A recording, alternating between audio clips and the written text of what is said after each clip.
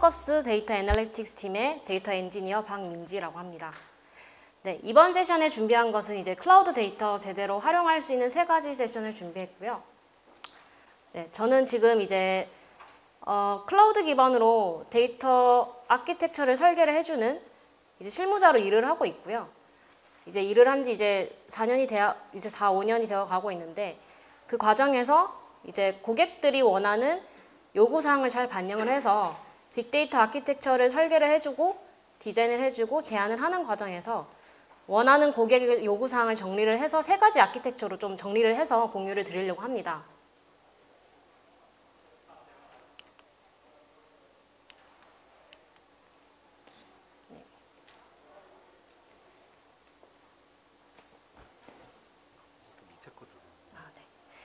네, 그 3가지에 대한 아키텍처를 패러다임 형태로 정리를 해봤고요. 기존에서 빅데이터 아키텍처 디자인에서 현재에서 고객들이 가장 관심이 있어하는 빅데이터 아키텍처, 그리고 투비 아키텍처로 앞으로에 대한 빅데이터 아키텍처가 어떻게 변화할 것인지에 대해서 패러다임 형태로 좀 준비를 해봤습니다. 네, 저는 이제 여러 고객들을 많이 만나고 있고요. 고객들에게 데이터 아키텍처를 제안을 해드리고 직접 설계를 해드리고 구축을 해드리고 구성을 하는 작업들을 다 진행을 하고 있는데요. 이제 고객들을 처음에 만나면은 굉장히 이제 요구사항들이 다양하세요. 그리고 생각보다 걱정들도 많으시고 이런 요구사항들을 잘 반영을 해서 어떻게 데이터 아키텍처를 설계를 해드릴까 라는 생각들을 참 많이 했었는데요. 그중에서 고객들이 원하는 요구사항 중에서 하나가 우리는 최종적으로 C레벨들이 BI 대시보드를 보고 싶다. 또는 우리는 나아가서 AI, ML 분석에 대한 요건도 반영해달라. 또는 우린 실시간 데이터도 분석을 하고 싶으니 실시간 스트리밍 파이프라인도 구성을 해달라. 라는 여러 요구사항들이 있으세요. 그리고 그런 것들을 잘 반영을 해서 데이터의 정합성이라든지 그런 보안적인 문제, 실질적으로 데이터들이 오면서 여러 이제 모니터링에 대한 부분까지도 전체에 대해서 이제 반영을 하는 과정을 진행을 했었습니다. 네, 그래서 다양한 고객들의 요구사항을 받아들이면서 아키텍처를 디자인하다 보니까 이제 아키텍처의 워크로드를 총 3가지로 정리를 할 수 있겠더라고요. 데이터 웨어하우스, 그리고 데이터 레이크 아키텍처, 그리고 레이크하우스라는 아키텍처, 이 3가지로 정리할 수 있는데, 아마 데이터 웨어하우스는 많이 들어보셨을 거예요. 익숙하고 기존의 온프레미스 환경에서 데이터 분석 작업을 하신다고 하는 경우에 대부분 데이터 웨어하우스 엔진을 사용을 해서 BI나 레포트 대시보드를 위해서 테이블 형태로 가공을 하고 있는 작업들을 하시는 분들이 굉장히 많이 있더라고요. 그 다음 부분은 이제 레이크 아키텍처. 이제 저는 이제 데이터 레이크 아키텍처 쪽으로 가장 많이 사실은 전환을 해주는 그러한 설계를 많이 하고 있습니다. 현재 시점에서는 고객들이 데이터 레이크 아키텍처에 대해서 관심이 많으시고요. 기존의 데이터 웨어하우스 환경을 사용을 하셨다가 이제 우리는 AI, ML 분석도 그리고 비정형 데이터도 실시간 데이터도 분석을 하고 싶다라는 요건에 있었을 때 이제 클라우드 환경에서 저는 이제 데이터 레이크 아키텍처로 전환을 해드리거나 아니면 실제로 새로 구축을 하는 방향을 해드리거나 데이터 레이크 아키텍처에 대해서 관심이 굉장히 많으시고요. 그리고 이제 레이크하우스에 대한 용어는 아마 아직 생소하실 거예요. 레이크하우스 같은 아키텍처는 이제 데이터 레이크를 실질적으로 아키텍처를 구성하고 설계를 하다 보면 이제 좀 맞게 되는 챌린지들이 있습니다. 이제 직접 설계를 하다 보면은 파이프라인이 좀 복잡해지거나 여러 챌린지들을 직접적으로 맞닥뜨리는데요. 그때 이제 레이크하우스에서 그런 챌린지를 솔루션 할 수 있는 그런 서비스 기능들이 나오면서 앞으로는 레이크하우스 쪽으로 아키텍처가 전환이 될 것으로 저는 좀 여겨집니다. 네, 그래서 3가지 아키텍처를 좀 정리를 했는데 이제 하나하나씩 좀 설명을 드리도록 하겠습니다. 이제 첫 번째는 데이터 웨어하우스인데요. 네, 데이터 웨어하우스 워크로드는 제너럴한 이런 워크로드인데 이제 최종적으로 BI 대시보드를 구현을 하기 위해서 소스 시스템에 있는 여러 정형된 데이터들을 데이터 웨어하우스로 하나로 통합을 해서 설계를 합니다. 그래서 보통 ODS 아레아나 스테이징 아레아 통해서 이제 데이터 웨어하우스로 하나의 DW 구축을 가지고 데이터 마트 설계 그리고 BI까지 일련의 워크로드 형태로 많이 온프레미스 기준으로서도 많이 사용을 하고 계세요. 이제 저는 이제 클라우드 상에서 아키텍처를 구성을 하다 보니까 이제 각 벤더사마다 지원을 하는, 제안을 하는 DW 엔진들이 있습니다. 이제 저 같은 경우는 이제 클라우드 벤더사들 다 작업을 하고 있고요. 그래서 AWS 같은 경우는 레드시프트, 그리고 애저 같은 경우는 MS SQL DW 엔진을 활용한 이제 애저 시냅스, 그리고 GCP 같은 경우는 빅쿼리를 활용을 해서 온프렘에 있던 데이터 웨어하우스를 이제 클라우드 기반으로 마이그레이션을 하거나 전환을 해주는 작업을 하고 있습니다. 그 중에서 하나의 레퍼런스를 좀 말씀드리면요. 이제 제조 인더스트리의 K사 레퍼런스인데, 이건 지금 진행 중인 프로젝트입니다. 이건 이제 GCP 기반으로 했었는데, 이 제안된 내용은 고객이 원하는 요건은 3가지로 요약을 할 수 있어요. BI 대시보드 구현, 그리고 여러 소스 IDC에 보시면은 뭐 ERP라든지 SAP라든지 정형 데이터들이 담겨져 있는 데이터베이스에서 통합 DW를 구축. 이 고객 같은 경우는 이미 에즈이즈에서 온프렘에서 다른 데이터 웨어하우스 엔진을 사용을 하고 계셨다가 이번에는 빅쿼리로 클라우드상으로 전환을 하자라는 이제 제안이 와서 지금 이런 식으로 아키텍처를 그려드렸고요. 그리고 스트리밍 분석은 없고 배치 ETL 잡을 돌려서 빅쿼리로 수집을 하는 형태로 제안을 드렸습니다.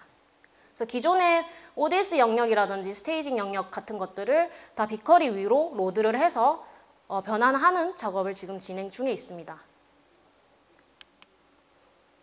네, 근데 데이터 웨어하우스 아키텍처로 제안을 드렸을 경우는 정형 데이터를 기반으로 BI나 레포트 구현을 위해 쓸 때 데이터 웨어하우스 아키텍처를 많이 제안을 드립니다. 하지만 데이터 웨어하우스에 대한 제한 부분도 있어요. 비정형 데이터 분석이 필요하거나 또는 AI 기반 분석이라든지 실시간 데이터 분석 요건의 경우는 데이터 웨어하우스 아키텍처로만은 진행하기가 어렵죠. 그럴 경우에 데이터 레이크 아키텍처를 고려를 해보라고 말씀을 드리고 레이크 아키텍처로 제안을 드립니다. 그래서 이제 데이터 레이크 아키텍처에 대해서 좀 설명드리도록 하겠습니다. 이제 데이터 레이크 아키텍처 같은 경우는 이제 컨셉 자체가 DW랑 다르게 정형이든 비정형이든 반정형이든 모든 데이터들을 일단 레이크 스토리지에 로드를 하자. 그리고 로드한 후에 분석계가 되는 뭐 AI든 ML이든 또는 뭐 하둡 기반의 스파크 클러스터를 붙여서 데이터를 분석을 한다든지 후에 이제 분석하는 요건을 이제 맞출 수 있는 그런 아키텍처로 설계를 해드리는데요. 보시면 레이크 스토리지 같은 경우는 이제 일반적으로 이제 HDFS라고 해서 하둡 기반의 파일 시스템 형태로 기능을 제공을 해드리고 있습니다. 이제 제너럴한 이제 레이크 스토리지, 데이터 레이크 아키텍처 구조인데요. 보통 그 레이크 아키텍처 구성이라고 하더라도 고객분들은 항상 BI 대시보드에 대한 요건이 있습니다. 그래서 모든 것들을 다 레이크에 저장을 해놓고 BI 대시보드를 붙이기 위해서는 중간에 테이블 형태로 마트 테이블로 가공을 하기 위해서 기존에 사용하고 계시던 데이터 웨어하우스도 같이 붙여서 이런 식으로 사용을 하고 계세요. 그래서 소스에 보시면 로그라든지 메시지 같은 비정형, 반정형 데이터들을 이제 플룸이나 카프카 토픽에다 저장을 해놓고 스파크 어플리케이션으로 컨슈밍을 해서 HDFS, 레이크 스토리지에다 모든 걸 저장을 합니다. 그리고 AI, ML 분석에서는 스파크 머신러닝 라이브러리 사용하거나 인기 있는 분석 프레임워크인 뭐 텐서플로우나 케라스, 파이토치 같은 것들을 많이 붙여서 분석을 하시고 ML 모델링이 개발이 되고 나면은 ML 모델링을 서빙할 수 있는 서비스들을 뒷단에 붙일 수 있는 이러한 형태로 많이 사용을 하고 계십니다. 하지만 이제 정형 데이터, ERP라든지 SAP 같은 데이터베이스에서 정형 데이터들을 같이 가공을 하고 싶을 경우 이제 기존에 사용하고 계시는 DW 엔진이랑 그리고 레이크 스토리지랑 ETL을 통해서 데이터를 DW로 로드를 한 후에 마트 테이블로 가공을 해서 최종적으로 BI까지 보여주는 조금 아까 전에 설명드렸던 DW 아키텍처보다는 복잡하지만 실제적으로 이렇게 많이 사용을 하고 계십니다. 네, 저는 이제 클라우드 환경이다 보니까 이제 AWS에서는 S3와 EMR 그리고 애저는 레이크 스토리지와 데이터브릭스 그리고 구글 같은 경우는 이제 클라우드 스토리지와 데이터 프로기라든지 빅쿼리 이런 식으로 같이 활용을 해서 모든 워크로드를 다 제공을 해드릴 수 있습니다. 네, 그리고 이제 빅데이터 아키텍처, 이제 데이터 레이크 아키텍처 중에 레퍼런스를 하나 소개를 해드리면 IT 인더스트리의 C사 레퍼런스인데요. 이것도 마찬가지로 BI 탭을 위한 요건을 위해서 애저 기반의 시냅스, SQL 데이터 웨어하우스를 붙이고 위에는 하둡 기반의 스파크 클러스를 붙여서 이제 데이터 분석, AI, ML 분석을 할 수 있는 요건으로 이런 식으로 2레이어로 나눠서 진행을 했었던 프로젝트입니다. 네. 하지만 이제 최종적으로 레이크하우스라고 하는 이제 전환점이 있는 상황에서 데이터 레이크만에 가지고 있는 좀 챌린지가 있었어요. 직접 진행을 하다 보면은. 네, 사실 아까 말씀드렸던 것처럼 DW에서는 조금 더 단순했었지만 레이크로 가져가면서 파이프라인 잡이라든지 원했던 고객 요건들을 모두 다 반영을 하기에 있어서 좀 복잡하게 되어 있습니다. 네, 그중 복잡성에 있어서 해결하기 어려웠던 부분, 좀 챌린지에 대한 부분을 설명을 드릴 건데 일단 레이크 스토리지다 보니까 파일 기반인 데이터입니다. 파일 기반으로 이제 데이터들을 스팍 엔진이라든지 하둡 에코시스템 엔진으로 로드하면서 일련의 과정들에 문제가 있었던 부분 중에 하나가 일단 원자성을 보장하지 않습니다. 스팍 기반으로 만약에 데이터를 분석을 할 때 태스크가 일련의 과정들의 테스트가 중간에 뭔가 문제가 생겼을 때 뒤로 롤백하기가 어렵습니다. 왜냐하면 파일 기반이기 때문에 어떻게 보면 당연하다고 생각을 할 수 있어요. 그래서 이제 작업 과정의 중간에 실패가 날 경우 손상된 데이터로 남아있기 때문에 복구하는 과정이 굉장히 힘듭니다. 네, 그리고 두 번째는 일관성과 고립성을 보장하지 않아요. 하나의 파일을 바라보고 있고 여러 트랜잭션이 붙어 있었을 때 이 잡 1, 잡 2, 잡 3번이 각 첫 번째, 두 번째, 세 번째로 실행됐다고 하더라도 이 잡 3에 대한 결과값이 1, 2가 다 끝나고 난 결과값인지 이런 그 트랜잭션에 대한 순서가 보장이 되지 않습니다. 그렇기 때문에 뭐 스트리밍과 배치의 파이프라인을 같이 조합을 해서 머지라든지 업데이트라든지 이러한 과정에 있어서 데이터가 보장이 되지 않습니다. 네, 그리고 레이크 스토리지 기반은 아무래도 제약사항을 둘 수가 없습니다. 제가 앞서서 말씀드렸던 거는 다 데이터베이스에서 보통 일반적으로 제공해주는 이제 ACID를 제공을 레이크 스토리지는 안 해준다라는 말씀으로 이해하시면 될 것 같은데요. 이것도 마찬가지로 데이터 품질, 컨스트레인트를 레이크 스토리지에서는 적용하기가 어렵습니다. 그리고 이것도 이제 하나의 좀 챌린지였는데 BI나 레포트를 가공하기 위해서는 기존에서 고객이 사용하고 있던 DW 엔진을 붙여서 마트 테이블로 가공을 해야 되는 형태로 많이 설계해 드리는데 그렇다면 DW 엔진을 쓴다는 뜻은 비싼 DW 엔진을 또 제안을 해 드리는 거예요. 그래서 레이크에서 바로 BI나 레포트를 보여드리려면 사실 성능상에 대한 부분이 항상 물음표입니다.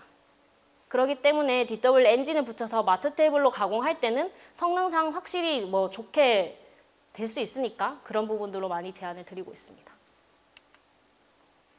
네, 그래서 데이터 레이크에 대한 앞서서 그런 제안들이 있어서 이런 제안들, 이런 챌린지를 좀 솔루션 할 수 있는 것들에 대한 기능을 뭐가 있을까? 그래서 그 다음 아키텍처는 어떻게 구성이 될까라는 부분을 말씀드리고 싶은데요.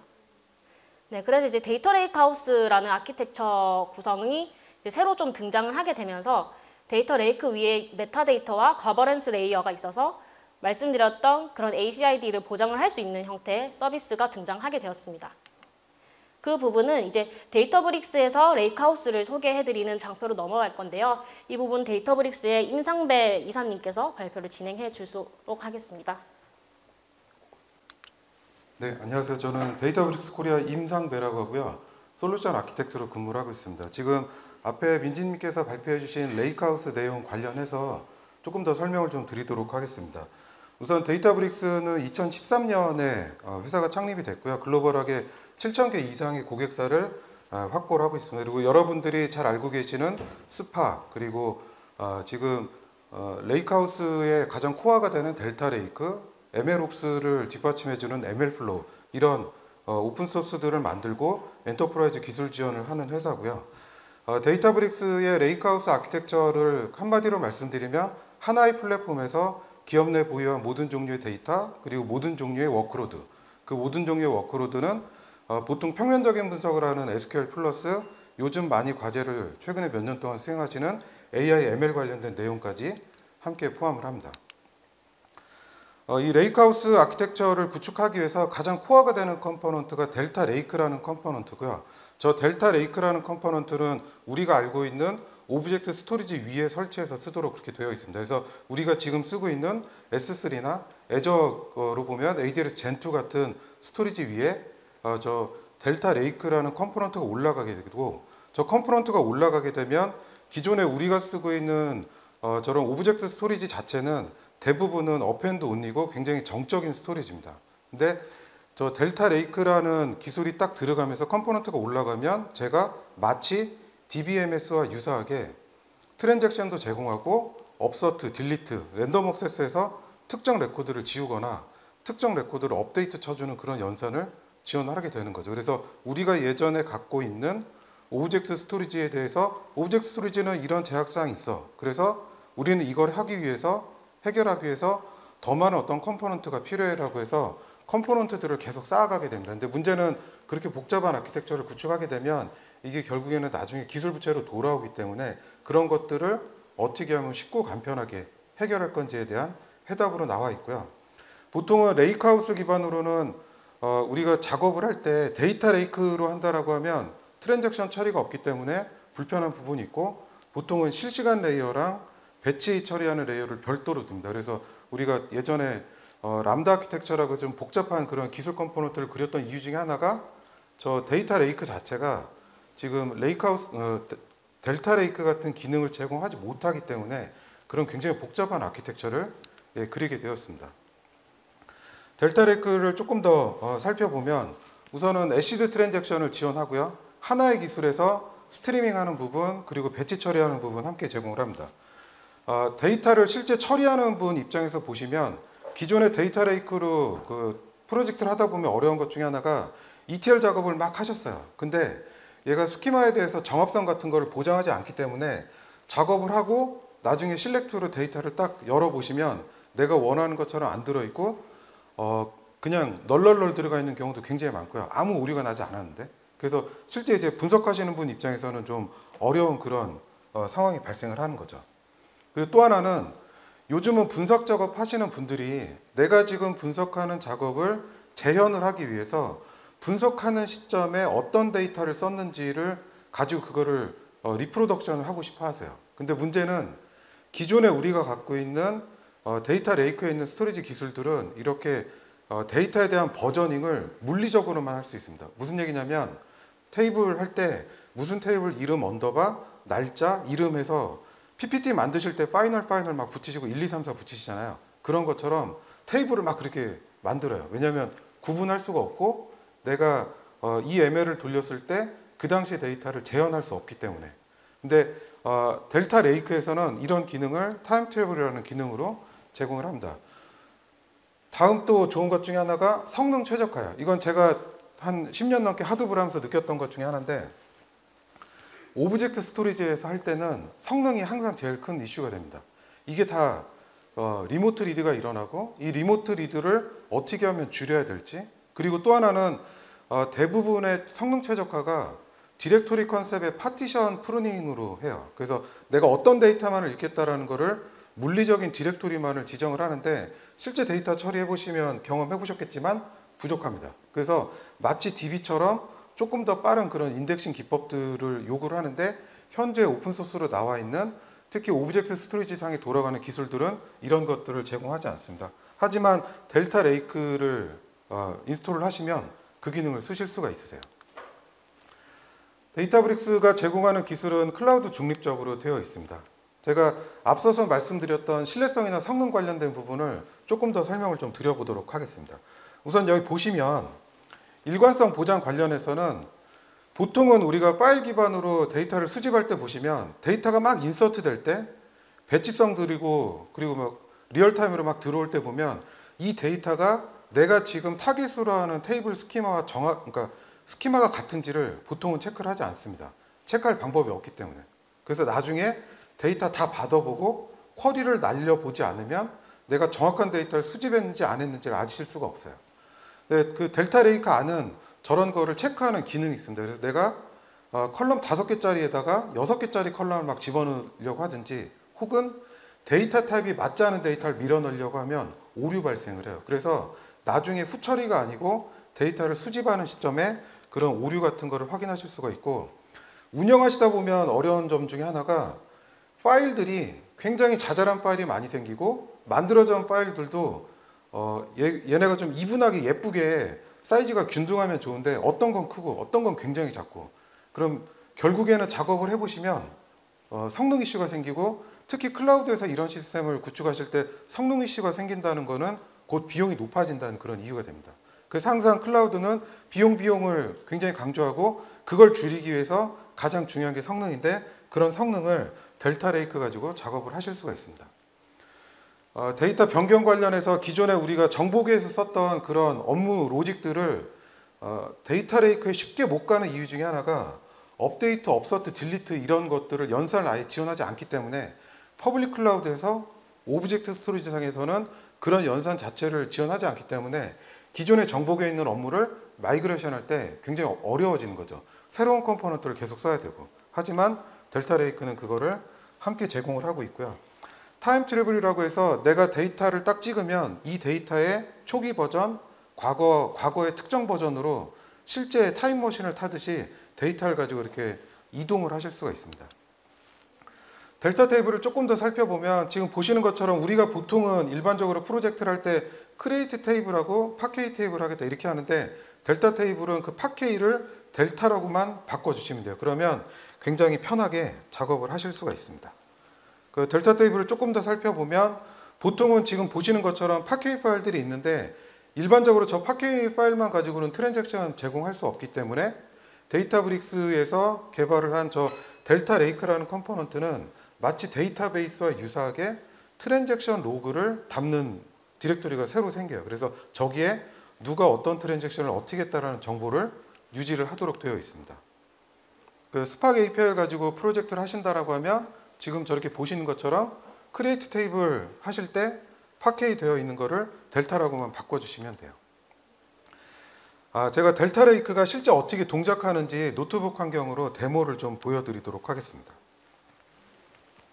우선 지금 보시면 델타 레이크에서 데이터를 처리하는 방법은 기존의 DW와 굉장히 유사해요. 우리가 DW 프로젝트 하실 때 보면 쌈 파일 가져다가 스테이징 에어리어에다 놓고, 스테이징 에어리어 있는 거를 ODS나 DW 영역 만들고 거기에서 다시 집계해서 데이터 마트 말고 요 영역이 있는데, 이거를 정말 하고 싶었던 것 중에 하나가 데이터 레이크의 경제적인 클라우드의 경제성에서 이 작업을 하고 싶은데 하실 수가 없는 거죠.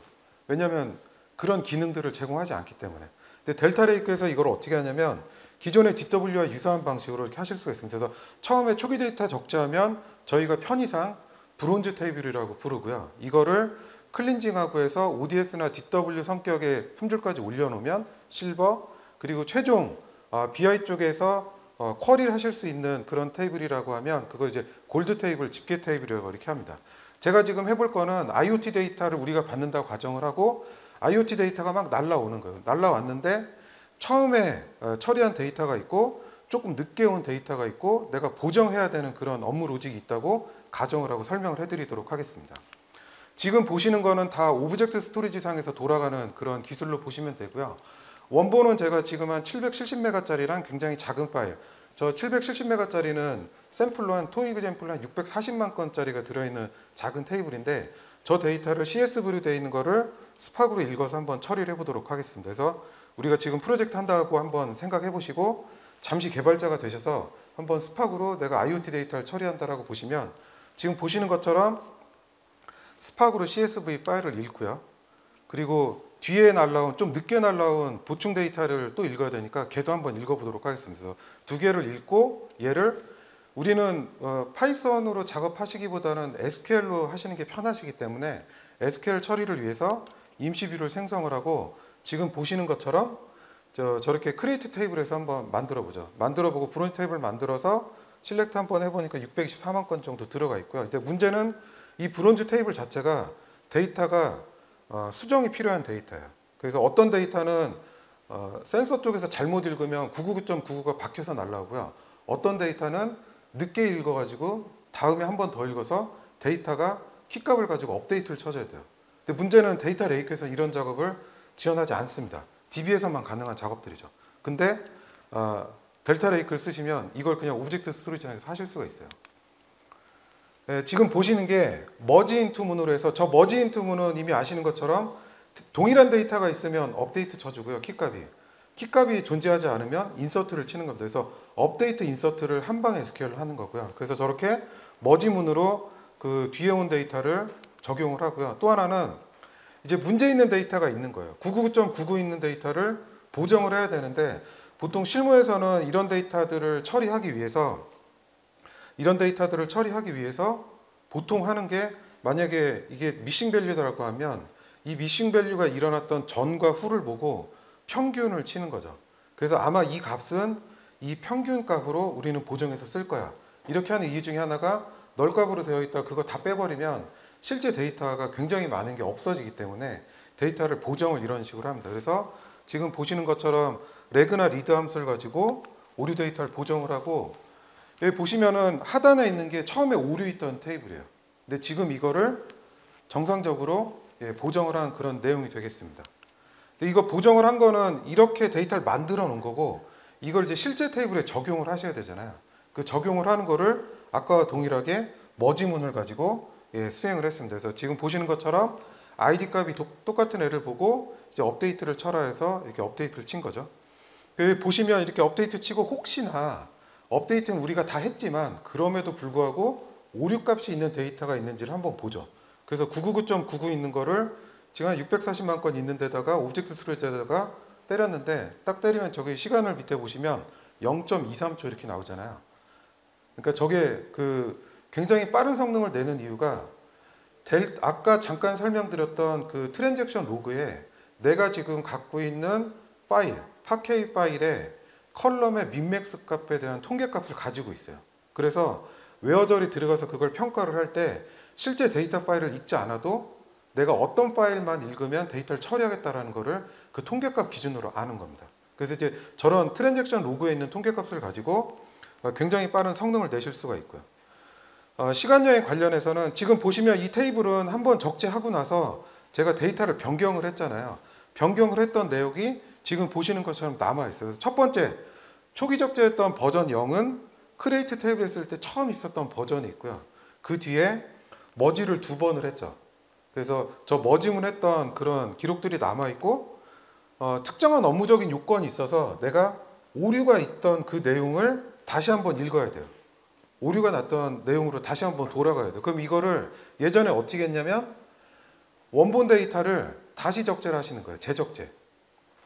예. 근데 이게 굉장히 고통스러운 작업이고 굉장히 어드민 입장에서는 손이 많이 가는 이제 그런 작업이 되는 거고요. 그래서 이거를 시간을 줄이기 위해서 델타 레이크 안에는 저 타임 트리버라는 기능이 있어서 저기 보시면 버전을 제가 에즈어브 1 이렇게 해서 1이라고 되어 있으니까 0부터 시작했으니까 두 번째 버전을 내가 읽겠다라고 하면 버전을 딱 지정하시면 제가 아까 999.99 있는 데이터는 실제 지웠음에도 불구하고 없어졌음에도 불구하고 999.99를 데이터를 보정을 해서 업데이트를 쳐놨잖아요. 근데 그 데이터를 다시 보실 수가 있어요. 그러니까 지금 저런 것처럼 내가 데이터에 대고 시간 여행을 하듯이 하는 작업을 하실 수가 있고 주로 쓰는 유즈 케이스가 첫 번째는 보통 데이터 엔지니어링 하시는 분이 실수로 데이터를 날리시거나 하면 바로 복구를 하실 수가 있고요. 두 번째는 ML 하시는 분들이 내가 이 모델에 어떤 알고리즘을 돌려서 어떤 퍼포먼스가 나왔다라고 하면 그 모델을 나왔던 퍼포먼스를 그대로 재현을 하고 싶은데 이미 데이터는 많이 바뀌어 있을 거잖아요. 그러니까 데이터브릭스 플랫폼에서 이런 데이터들을 쓰시면 특정 버전 데이터를 쫓아가셔서 재현을 하실 수가 있습니다. 그리고 최종 골드 테이블은 분석하시는 분들이 집계에 있는 테이블 같은 거 만들어서 이제 그런 것들을 처리하는 그런 내용까지를 함께 작업을 하실 수가 있습니다. 제가 지금 설명드린 거를 짧게 한번 다시 요약을 해드리면 델타 레이크라는 오브젝트 스토리지 상에 올라가 있는 기술을 쓰시면 기존의 오브젝트 스토리지가 지능형으로 바뀌는 거예요. 이제 더 이상 옛날처럼 업앤드 온리만 하는 게 아니고 얘가 랜덤 액세스에서 업데이트, 딜리트, 업서트 같은 걸 할 수 있기 때문에 우리가 기존에 정보기에서 처리했던 업무 루틴을 오브젝트 스토리지 상에서 작업을 하실 수가 있고 거기 플러스 이런 것들 상태에서 성능을 보장하기 위한 굉장히 다양한 기능들이 들어있고 그리고 데이터의 변경 부분을 시간 여행하듯이 쫓아갈 수 있는 기능이 또 함께 들어가 있습니다. 저는 여기까지 하고요. 이제 민지님이 뒤에 실제 이 레이크 델타 레이크를 사용을 해서 프로젝트 했던 그런 아키텍처에 대해서 설명을 드리도록 하겠습니다. 말씀 주셨던 그 레이크하우스를 가지고 이제 제가 직접 프로젝트를 하는 게 있어요. 네, 자동차 인더스트리 이제 H사인데요. 지금 이거는 제가 맡고 있는 프로젝트이고, 작업은 이제 거의 다 진행돼 가고 있는데, 남아있는 작업이 이제 BI 비주얼라이제이션 쪽입니다. 이제 파워 BI로 이제 데이터를 시각화하는 작업이 있는데, 이제 고객은 BI 요건을 주셨고, 이 BI 요건으로 데이터들을 가공하기 위해서는 아까 앞서 설명드렸던 테이블 형태로 마트 테이블 설계가 필요합니다. 근데 그 마트 테이블 설계를 기존 레이크 아키텍처에서는 DW 엔진이라든지 이제 DB 형태에 대한 중간에 엔진을 둬서 마트 테이블로 설계를 하고 가공하는 작업이 들어가는데, 이번에는 이제 데이터브릭스에서 제공하는 델타 레이크를 기능을 활용을 해서 아까 앞서서 말씀해 주셨던 브론즈 테이블, 그리고 실버 테이블, 골드 테이블로 데이터를 변환을 해서 그 마트 테이블로 연동을 할 겁니다. 그래서 뭐 델타 테이블이라고 해서 BI 비주얼라이제이션이랑 커넥션이 되는 거에 대해서 사실은 의문점을 많이 갖고 계세요. 고객분들 실질적으로. 근데 이제 저는 이제 직접 실무를 하다 보니까 뭐 확인을 해보니 BI에다가 커넥션은 다 테이블 형태로 커넥션을 제공을 하고 있고요. 그리고 앞서서 조금 설명드리면 이 레퍼런스는 이제 고객이 실시간 데이터들을 요건을 가지고 있어서 센서 데이터들이 이제 실시간으로 레이크 스토리지 에다가 적재가 되고 있고, 그리고 이제 기존의 DW 형태에 대한 디멘전 테이블, 그 디멘전 테이블은 데이터가 변경이 될 수 있죠. 그 변경된 데이터들을 최종적으로 골드 테이블에 업데이트를 하거나 머지를 하거나 그런 변환 작업들을 수행을 해야 됩니다. 원래라면 레이크 스토리지 아키텍처에서는 그런 변환 작업들이 일어나기 좀 힘든 상황이 있기 때문에 DW 엔진을 붙이지만, 이제 델타 레이크에서는 그런 트랜잭션을 보장하기에 이번에 이제 BI에서 델타 테이블이랑 연동을 해서 붙이는 이런 레퍼런스, 이런 작업들을 진행하고 있습니다. 네, 그래서 이제 최종적으로 이제 콘클루전을 하자면, 이제 처음에 보여드렸던 그 아키텍처 그림입니다. 이제 만약에 고객분들이라든지 아니면 빅데이터 아키텍처를 구현을 하고 싶으신 분들이 있다면, 사실 데이터 웨어하우스, 데이터 레이크하우스 아키텍처에서 이 세 가지에서 뭔가 벗어나는 아키텍처 구성은 거의 없을 거라고 보고 있어요. 그래서 이 세 가지의 아키텍처에 각 장단점들이 있으니까 원하시는 이제 가공하고 싶은 데이터라든지 그런 요건들을 잘 정리를 하셔서 이 세 가지에 맞는 이제 아키텍처를 잘 구성을 하셨으면 좋겠습니다. 네, 여기서 이제 저희 발표는 준비된 건 여기까지고요. 들어주셔서 감사합니다.